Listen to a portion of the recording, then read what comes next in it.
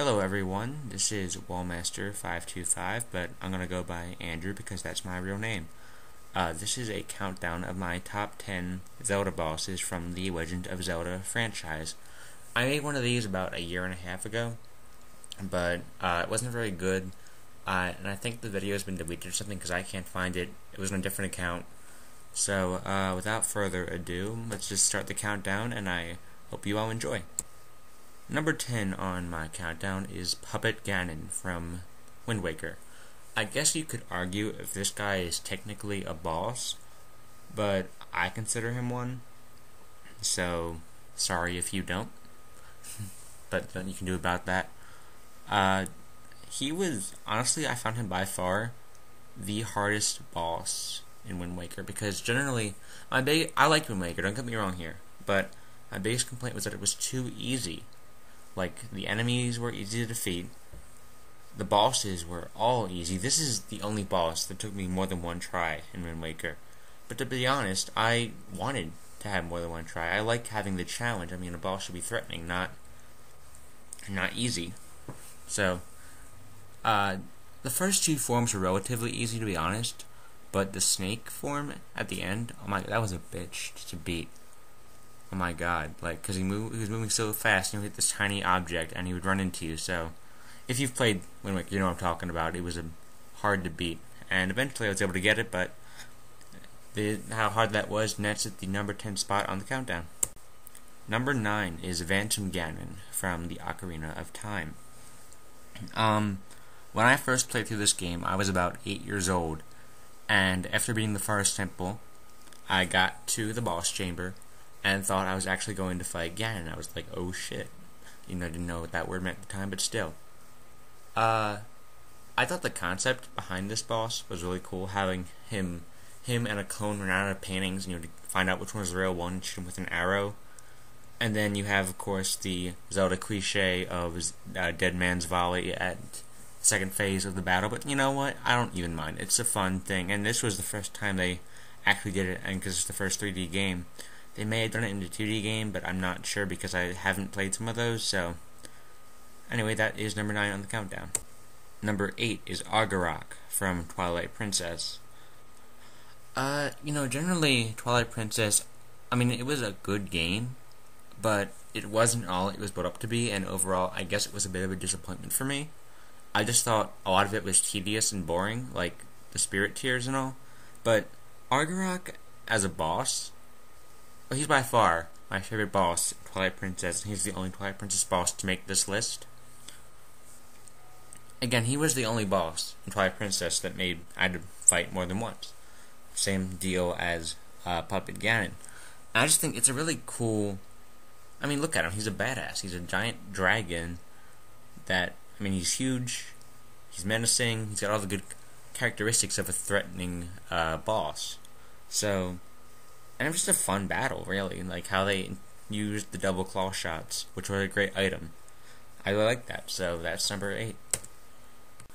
Number 7 is Got from Majora's Mask.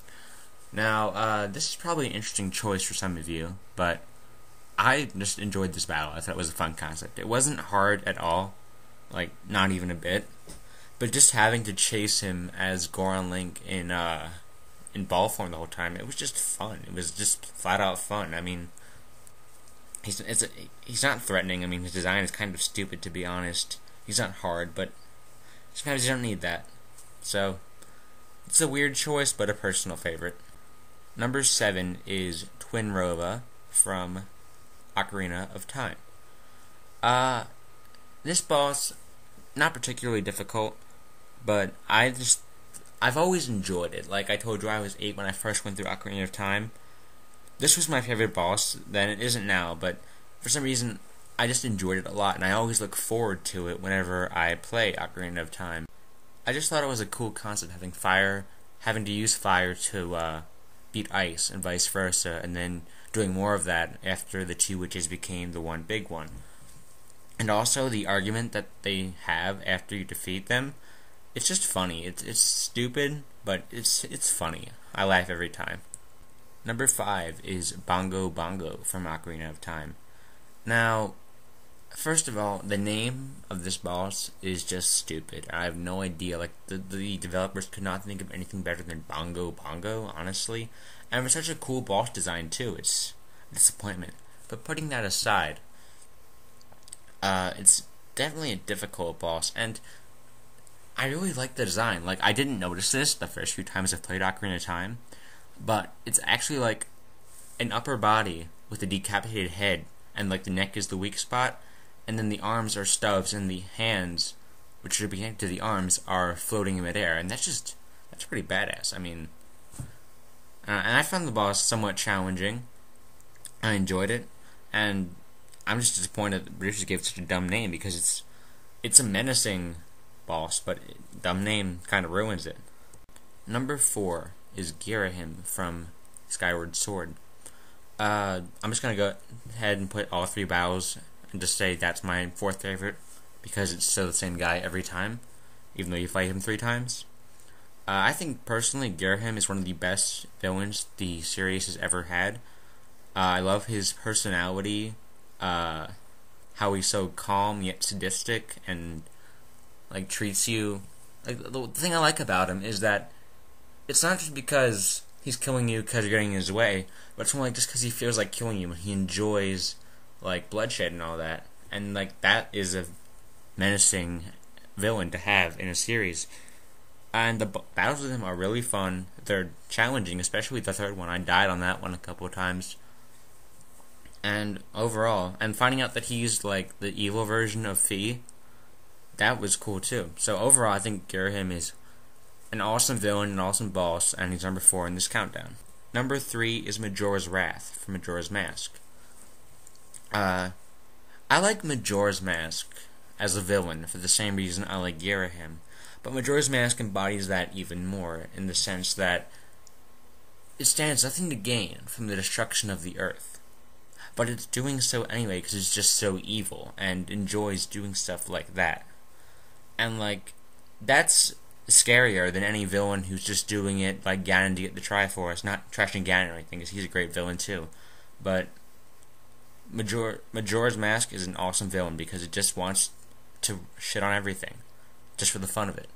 And Majora's Wrath is the final phase of Majora's Mask battle. It's a giant creature with bulging muscles and whips for arms. It's challenging to defeat, especially like if you're like me and ran out of arrows at the end, which made it near impossible to beat. And overall, yeah, just difficult boss. It's a great final boss for sure, and Majora's Mask is a great villain. Number 2 is Demise from Skyward Sword. Now, at first I wasn't really sure where to put him. I didn't think he would get this high, but eventually I decided to go with him at number 2. I might regret that later, I don't know. But Demise, I think, is possibly the most difficult, if not that, then the second most difficult final boss in the franchise. His attacks are, some of them are really hard to dodge, and they do 2 full hearts of damage, which is crazy. I died multiple times beating him for my first try, and even going back now, I still die sometimes if I replay him or whatever. And plus, he's the reason that Link and Zelda's descendants always have to face some evil, Ganondorf or whatever, because his hate re-embodies itself generation after generation. So you have to give him credit where credit is due there. But yeah, I don't know what else to say, so awkward segue to number 1. Number 1 is Ganon from Ocarina of Time. If Demise isn't the hardest final boss, Ganon definitely is. I'm leaning more towards Ganon, and he's the embodiment of the series. He's difficult, he's huge, he wields 2 massive swords, and he is the climax of one of the best games, if not the best game of all time. And if you're like me, first time playing through, I beat him with half a heart left when I was like clinging to life. I was freaking out and I beat him, and it was so rewarding, so that gives me a personal reason to have him at the top of the countdown. Overall, I hope you enjoyed this. Leave a comment, whatever. If you disagree with my opinion, that's totally fine, but don't be a dick about it. And that's all. Thanks for watching.